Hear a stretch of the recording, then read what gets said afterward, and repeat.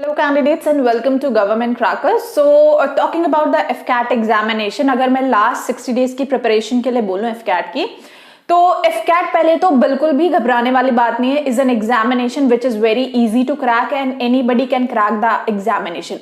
The very first thing that you need to do is, अगर आपने अभी तक नहीं किया है और कर भी लिया तो once again I would suggest you कि आप एक बार पहले syllabus अपने सामने रखिए. Make the section wise division. What is reasoning का section, current affairs का section, English का section and maths का section. Syllabus wise रखिए. Then tick the points which are your strong points. उसको आप tick कर लीजिए. Then cross the points जो आपके weak points हो. Now last 60 days में exactly आपको करना क्या है? For the period of first 15 to 20 days, you have to emphasize on your weak points जो आपने mark out खुद से करे हैं, because that is your self assessment and there is no better judge than the self assessment that you have done. So the first part जो आपने self assessment कर लिया. Now अब FCAT एक ऐसा एग्जामिनेशन है जहाँ पे बेस्ट पार्ट ये है कि for any of the sections अगर आप स्कोर एक एवरेज मार्क्स नहीं भी स्कोर करते हैं then also you clear the examination अगर आपने कट ऑफ क्वालिफाई करा है. So the very best thing about this paper is this particular criteria for selection. All right, now here you can choose any of the section depending upon your interest कि आपको कौन सा subject अच्छा लगता है. It may be reasoning section also, it may be English, it may be maths, it may be general knowledge. Now there is lot of chaos related to general knowledge कि हमें current affairs cover करना है, but hardly there are questions related to current affairs. जैसे अभी last time जो FCAT examination में हुआ था most was static GK. So static GK is one particular portion जो बिल्कुल पेट और I would say is the one of the favourite topics for FCAT examination. So this you can do on your own also, you can prepare on your own also. For that you need to know the certain topics, certain areas which are very favorite, very pet. For example, books and authors, there will be wildlife sanctuaries, national parks, there may be sports related current affairs, static current affairs. There will be certain जो आपके history related static current affairs which are very favorite topic like Indus Valley civilization. So these terminologies, these static GK are one of the favorite topics, not forgetting the defense also. So these areas are highly susceptible because they have very high rating for coming into the examination. Coming to the English section, you have set pattern, set number of question papers. Yes, there will be a paragraph जिससे आपको questions आएंगे. There will be antonyms, there will be synonyms, there will be errors, there will be spelling mistake sentences, there will be idiom and phrases at times also.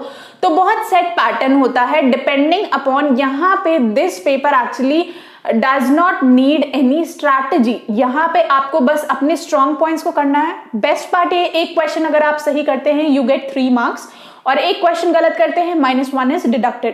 तो यहाँ पे right part क्या होगा, आपको पता करना है that which sections after attempting you can score near about 160 plus, जो एक सेफ स्कोर होगा आपके एग्जामिनेशन को क्वालिफाई करने के लिए. बट यहाँ पे हमें सिर्फ एग्जामिनेशन को क्वालिफाई नहीं करना है बल्कि इतना स्कोर करना है so that we can clear the merit all. तो उस केस में हमें क्या करना है, मेरिट के लिए हमें क्या करना है, हमें स्कोर करना है near about 180 plus. And after that we have to not stop the preparation till FCAT, but उसके आगे FSBs के लिए भी उतनी ही मेहनत और शिद्दत के साथ मैं कहूंगी प्रिपेयर करना है. ठीक है, तो FCAT की स्ट्रैटेजी बहुत सिंपल है. Reasoning is the very most important section और criteria for clearing this FCAT examination, क्योंकि इजी भी होता है, समझ में भी आता है, इंटरेस्टिंग भी होता है कि हम उसको सॉल्व करने की कोशिश भी करते हैं, तो बहुत आसान सेक्शन होता है.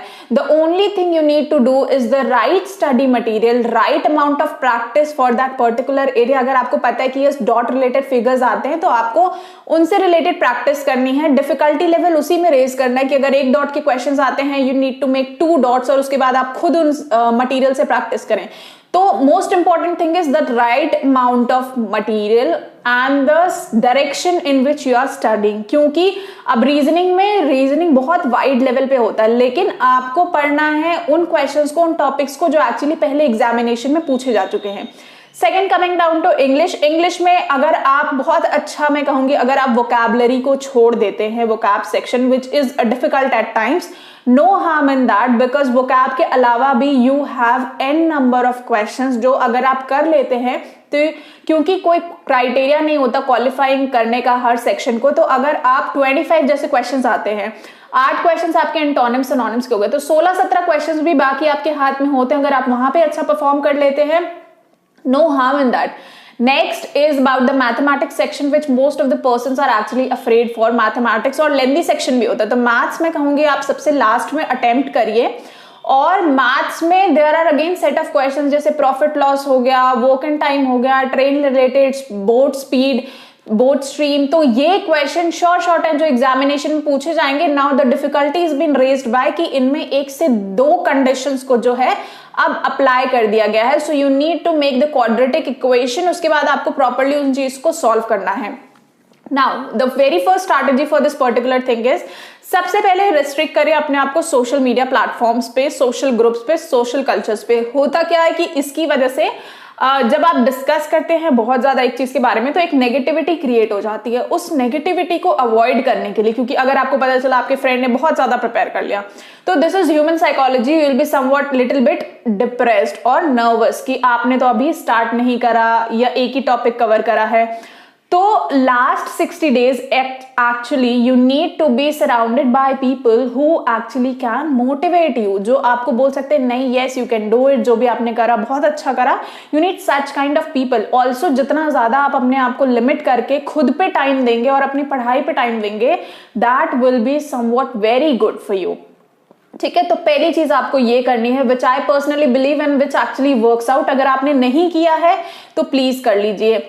Second thing is this, do not run behind current affairs in the crowd, because current affairs is not the only section which decides or which is the only factor to clear your FCAT examination, even to score above 180. Only current affairs is not the section, you have other sections also. current affairs के सिर्फ 25 questions, that is 75 marks के आते हैं.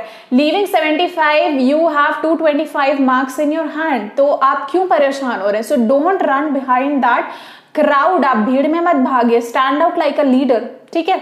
Next is, जो भी आपके section है, जैसे मैंने बोला फर्स्ट 60 days अगर मैं बात करूं, सो उसमें से first 15 to 20 days emphasize on what are the weak points, ताकि अब आप उनको टाइम दे पाए. बिकॉज लास्ट में आपको अपने स्ट्रॉन्ग पॉइंट्स पे काम करना है, क्योंकि स्ट्रॉन्ग पॉइंट्स आपके ऑलरेडी आपके पास है. You just need to polish them in the last few days, जो कि आई थिंक 1.5 months जो है नियर अबाउट वो सही रहेंगे. तो इस तरह से आपको अपनी स्ट्रैटेजी को प्लान आउट करना होगा, एक शेड्यूल बनाना होगा खुद के लिए, और इस तरह से आपको उसको एग्जीक्यूट करना होगा. So I hope this has somewhat helped you out and little bit of encouraged you also or gave you motivation also. So for current affairs I'll be bringing up series for current affairs also, and probably for the study material, if you don't have the right study material, so we have a compilation of very good study material. So for that you can visit to the official website of www.governmentcrackers.com. Over there you'll get all the compiled study materials and video lectures as well that are actually very helpful, so you can have that. And for any other help, we are definitely there to help you out. You can ask your queries, you can ask your doubts, any sort of motivation is required, just let me know. And I'll be meeting you till your examination is there, and I'll be sharing my strategies, my plans, because my highest score in the FCAT examination was 232, and I've been recommended also from SSBs and AFSBs. So just sharing my strategy, my plan, it can actually, if it worked out for me, it will definitely work out for you also. All right, so best of luck everyone. Start following these strategies. I think they will work out in a similar manner in which it worked out for me. All right, so Jai Hind and best of luck.